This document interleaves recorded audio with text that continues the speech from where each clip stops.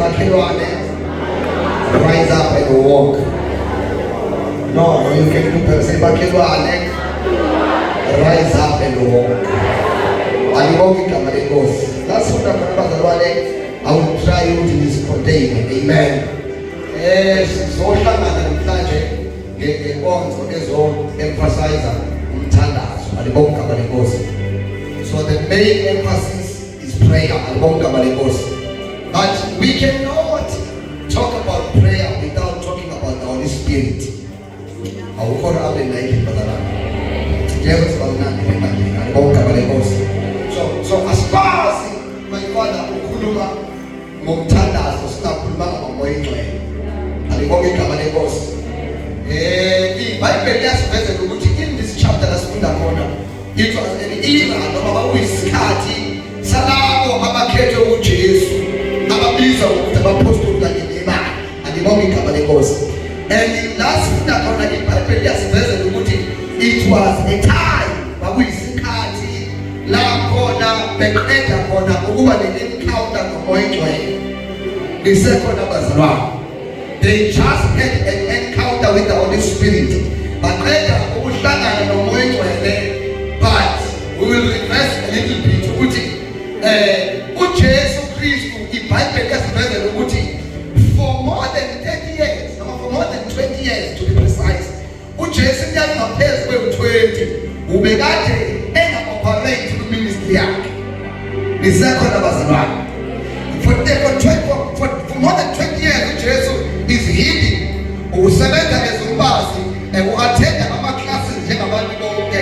And iBhayibheli yasiveza ukuthi until wafikile eminyakeni ewu-30. Alibonge igama likaJesu. Mayefika in the age of 30, iBhayibheli yasiveza ukuthi uma ufunda kahle i-Jewish literature, you'll find ukuthi the age of 30 is an age of maturity. Nisekhona bazalwane. Ubaba omjuda umingane yakhe ike yafika eminyakeni ewu-30 akusayona ingane kuye use-adopta njengendodana ngoba indodana in the Jewish literature like in the Jewish culture akuyona le ndlela esiyibiza ngayo, kodwa indodana umuntu okwazi ukumethemba ngezinto zala ekhaya.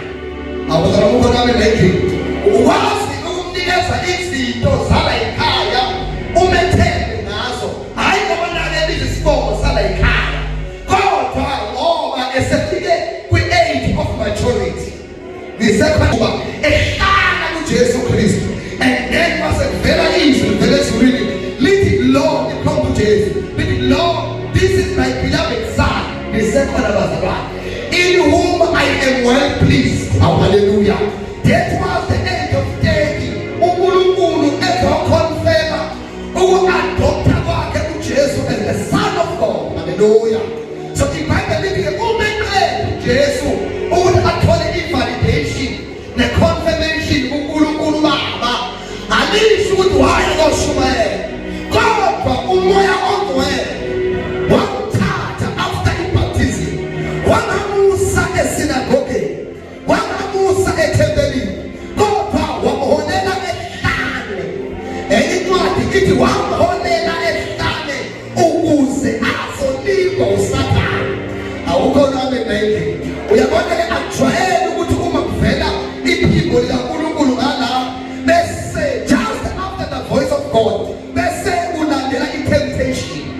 Abantu abaningi abakholwa bayazi lento ukuthi kwesinye isikhathi uNkulunkulu ekuveza akakuvezeli ukuthi uhambe kahle empilweni yakho, kodwa ukuvezela ukuthi uhambe uyehlale uyobhekana nama-trials so that iphimbo likhulume phambi kwabantu lizokwazi ukusustain lengekho abantu. Ngoba uJesu lakhuluma iphimbo phambi kwabantu begcwele, kodwa kwi-wilderness ehlane wayeyedwa. Enye i-translation ithi watesta uSathane for 40 days. Okusho ukuthi efika ngo-day 1 waqala wamtesta uSathane.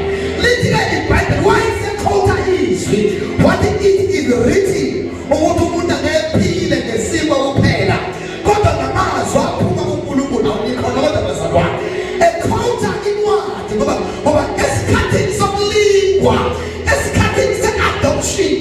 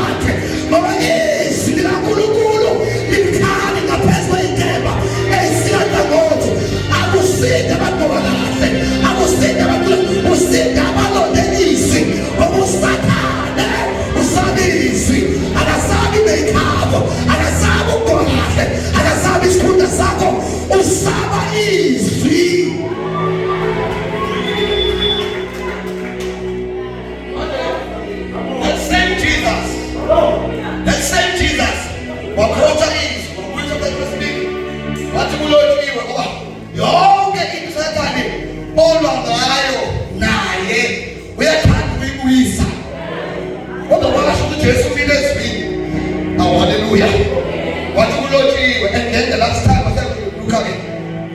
Usathana wayesethi simokini. Wamrebuke with an authority. Yabona ke iBhayibheli yasimanga ngoba iveza ukuthi mashaba la eshane akekho umuntu oyehlala sini.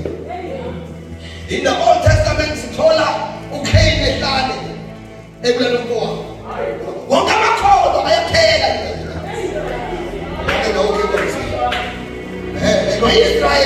no-Israyeli nawo waliwe ehlane. Wayestayeli test. Waze wangena oKaleb noJoshua. Manje uJesu usehlane in the territory of the devil. Ngoba ukunqoba awuqali ukunqoba ngoba usubona abantu. Kodwa uqala ukunqoba in the terrain and territory of the devil. Wafika endaweni yakho Sathane la ejwayele ukubusa khona. Wanqoba ngelithi bantu bayahlingelosi. Zethina kuJesu ehlane zazomdumisa. Engakayi kuba priest. Engakaveli umangaliso. Baqala ukumdumisa endaweni yesitha. Ngoba whenever unezwi awudingi ukusuka endaweni eseyimbolweni. La bekhona abathakathi. La zikhona inyanga. You have got the power to dominate upon the place eyaziwa ngendawo engalunganga. Awudingi ukuya eThekwini ukuze uphumelele. In this place, in this land, with the power of His word, uzophumelela, uzokwaziwa. You shall arise in the land where they say nobody rise. But when the word of God is upon you, uphefumula lona. Siyafika ngapha, siyafika ngapha. All temptations, all challenges, besuma phezu kwethu.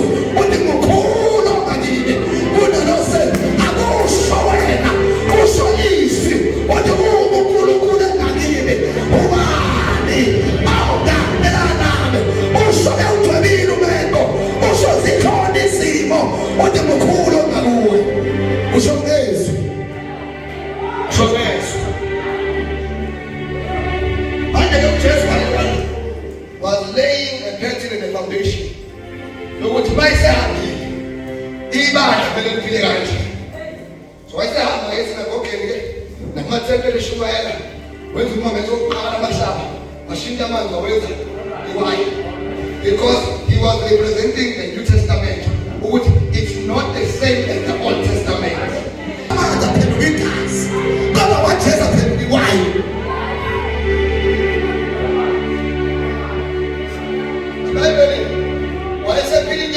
Only 3 years, training, equipping, sending his disciples. Usiyafika Bethel, uyaphela indaba esiphambano, usiyavuka on the 3rd day.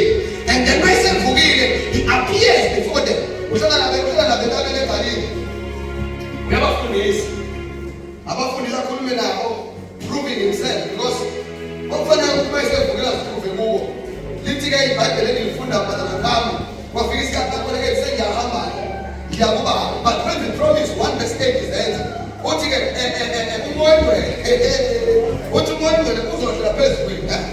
Niyabamkelisa uma sefika niyabamkelisa abantu. Umoya lithi iBhayibheli uma umoya bafashaba is going to be an evidence, a confirmation, a manifestation ukuthi uJesu sehleli ngosebunene.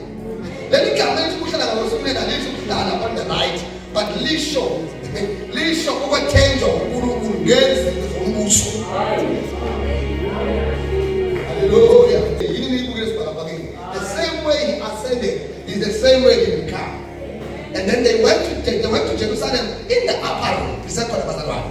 Baya in the upper room beyothandaza, beyolindela isithembu sikamoya. Lithi iBhayibheli babehleli khona bethandaza. They were busy praying. Kanti lento bazoyenza la entabeni bazoba entabeni ephezulu bazodiliza isenzo esenzeka kuMount Sinai. Hallelujah. Ukuthi God's judgment was upon Israel in the Mount Sinai, but the church is about to be established in the upper room. Tibane bathandaza beqangele benhliziyo bemqondo munye bekuyamunye bathi bengalindele uthoba sekwehla ini before kwendili baqala bazalwana umoya namandla akazi izindawo abahlela kuyo. Ngoba nathi ngoba nathi no, there's some asekho sodwa. Khona sekhona in this room. Abayisafikile kwenzeka isigamuso. Awuno ukhona obenayike. Kanti lapha phansi nakhona ukhona waphosa understand. Ngoba uthi ubani the spirit gave them utterance. Umoya ngcwele wabanikeza ukuphindisa. Phela lapha eMount Sinai kwehla umlilo wejudgment. But in the upper room kwehla umlilo wejoy and the rebirth of the church. Awukhona amenayike. Utawasele akhaleki phezulu. Ube sefikile umoya ngcwele. Ayangizwakala ngiyaza ukuthi akhaleki phezulu. Ube sefikile yena. Ngiyaza ngizwakala futhi ngiphinde kwesithathu. Ngithi mina akukhaleki phezulu. Masefikile umoya ngcwele. Masefikile umoya ngcwele. Ukhohlwa ngithi position yakhe emsebenzini. Ukuthi wena uyehla. Hayi, sengiyizwa-ke manje. Ngithi mina manje bafika umoya akhaleki phezulu. Kodwa ukhohlwa iposition yakho. Ukhohlwa imali khona emekhaya. Abasefike yena. Manje baqhamuka yena. Konke kwethu kuyancipha. Babhekele ezantsi ophethe. Bethele abehla abathulanga. Bahlala khuluma ngazi ilimi. Bathi mana kushana ba-alaka. Ela sote kapathaila ataka. Lisate koshana ba-ataka.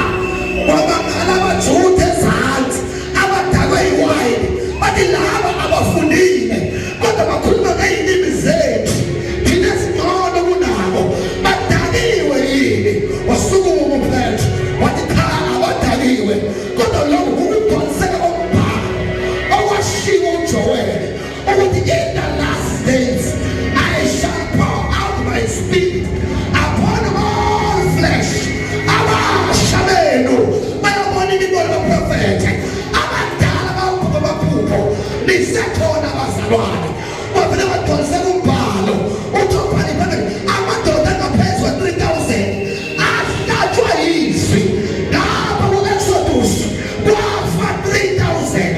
Lapha kuZenzo kwaphila 3,000. Mase kufika umoya ngcwele. Lo fire uyaphila. Lo fire uyaphila.